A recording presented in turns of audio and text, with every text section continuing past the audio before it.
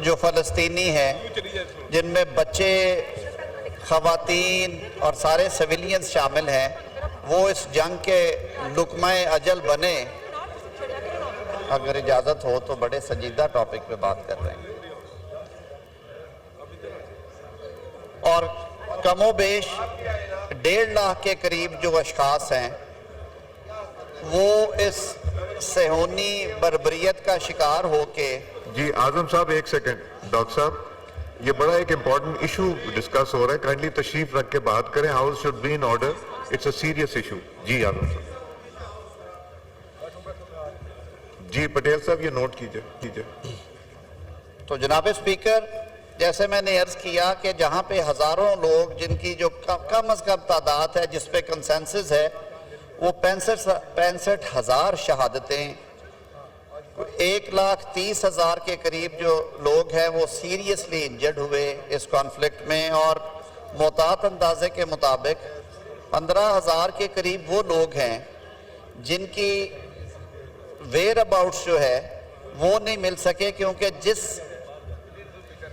बर्बरियत के साथ इसराइली रियासत ने गज़ा पे बमबारी की और जिस कदर खौफनाक बारूद इस्तेमाल किया गया वहाँ पे, और हस्ती बस्ती आबादी को, इमारतों को मलबे का ढेर, बल्कि यूँ कह लीजिए कि उन्हें ज़मीं बोस कर दिया गया, तो 15,000 के करीब लोगों के बारे में ये भी एस्टिमेशन है कि उनके रिमेन्स नहीं मिले हमें मलबे से। जनाब स्पीकर, इस वहशियाना इक़दाम के ख़िलाफ़ दुनिया भर की जो अक़वाम हैं उन्होंने आवाज़ उठाई, लेकिन कुछ अक़वाम ऐसी भी रही जिन्होंने बावजूद बैनुल-अक़वामी सियासत के इंसानी हकूक़ की इस खुली खिलाफ वर्जी को कंडेम करने की बजाय इस पर खामोश रहना ज़्यादा बेहतर समझा। तारीख़ में ऐसे लोगों के नाम भी लिखे जाएंगे। इस्लामिक वर्ल्ड में दूसरे कॉन्टिनेंट्स में, चाहे वो यूरोप हो, अमेरिका हो, ऑस्ट्रेलिया हो, बशमूल एशिया के, इस पे भरपूर आवाज़ उठाई गई, सरकारी सतह पे भी, गैर सरकारी सतह पे भी। मैं बिलखसूस जिक्र करना चाहूँगा साउथ अफ्रीकन गवर्नमेंट का, जिन्होंने इस मामले को इंटरनेशनल कोर्ट ऑफ जस्टिस में ले जाने का फैसला किया और फिर उन्होंने वहाँ पे प्रोसीडिंग्स की। हुकूमत पाकिस्तान मसला फ़लस्तीन पे रोज़े अव्वल से अपना एक व्यू पॉइंट रखती है, और हम आज भी समझते हैं कि दुनिया भर में जहाँ जहाँ पे लोग अपने हक़ खुद इरादियत के लिए जद्दोजहद में मसरूफ़ हैं, उनकी आवाज़ डायलॉग से तो आप रोक सकते हैं, रिजॉल्व कर सकते हैं, लेकिन बारूद से उनकी आवाज़ जो है उसे ना दबाया जाए।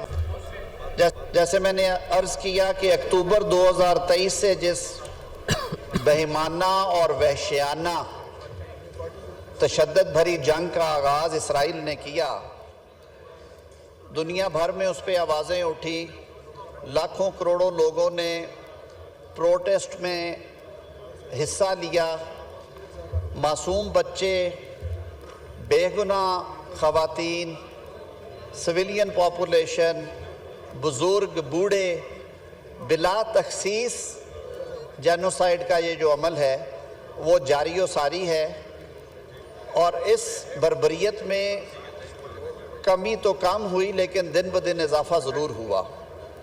आज आपने हमें ये मौका दिया कि जो लेटेस्ट रेड्स है, जो एक दफ़ा फिर इसको इंटेंसिफाई कर रहे हैं और बेगुनाह इंसानी जानें जो हैं उनका ज़िया हो रहा है। ना सिर्फ ये बल्कि जो रिलीफ वर्क है जनाब स्पीकर, उसमें भी शदीद तातुल पैदा हो रहा है। ना हॉस्पिटल्स महफूज हैं, ना एम्बुलेंसेस महफूज हैं, ना जो रिलीफ ऑर्गेनाइजेशंस हैं उनके वो रज़ाकार जो बिलाशुबा लायके तहसीन हैं, ना वो महफूज हैं, ना पनागाहें महफूज हैं जो कि अक़वाम मुत्तहिदा के शेल्टर के अंदर बनी हुई हैं। तो इसकी जितनी मज़म्मत की जाए वो कम है। मसला फ़लस्तीन को उजागर किया ना सिर्फ इस जंग के दौरान बल्कि इससे कबल भी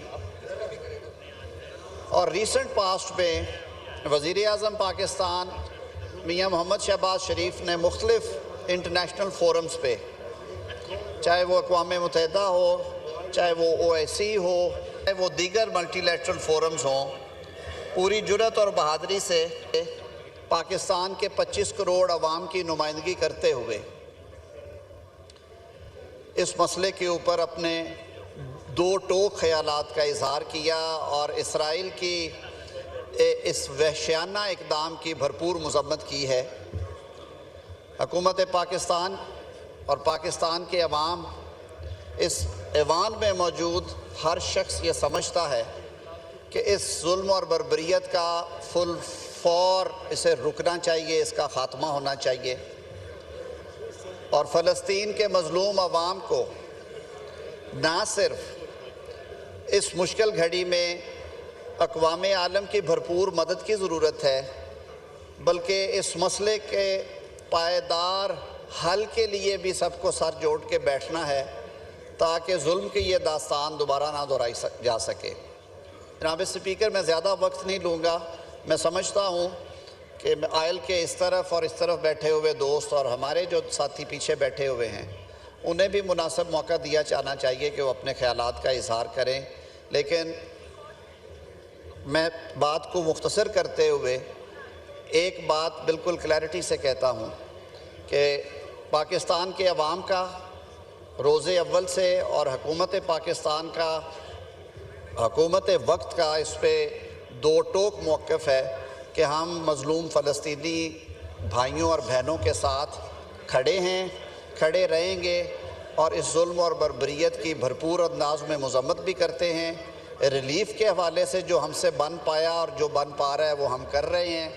इसके अलावा अगर कोई इंटरनेशनल लेवल पे बैनुल-अक़वामी कानून के तहत जो भी फ़ैसले होते हैं पीस कीपिंग के लिए, पाकिस्तान आपको सर फहरिस्त नज़र आएगा। बहुत शुक्रिया। शुक्रिया जी। हामिद साहबजादा। नाज़रीन, वफाकी वज़ीर का कौमी असम्बली इजलास इस वक्त जारी है। वज़ीर क़ानून आज़म नज़ीर तारड़ इज़हार ख़याल कर रहे थे। वो गज़ा की सूरत हाल पर अपना जो पॉइंट ऑफ व्यू है वो शेयर कर रहे थे। वो कहते हैं कि निहत्ते फ़लस्तीनियों पर जुल्म और सितम की तारीख़ में कई मिसाल नहीं मिलती। इसराइल फ़लस्तीनियों की नस्ल कुशी कर रहा है। उन्होंने ये भी कहा कि बमबारी से फ़लस्तीन बिलखुसूस गज़ा का जो इंफ्रास्ट्रक्चर है वो भी तब्दील हो चुका है। इसराइल जो है वो फ़लस्तीनियों पर बेईमाना तशद्दुद कर रहा है, उनको उनके इलाके से निकालने की कोशिश कर रहा है। हमें मिलकर इस मामले पर कोई ठोस और मरबूत फैसला करना होगा और इसराइल को बावर कराना होगा कि ये जुल्म सितम बंद किया जाए।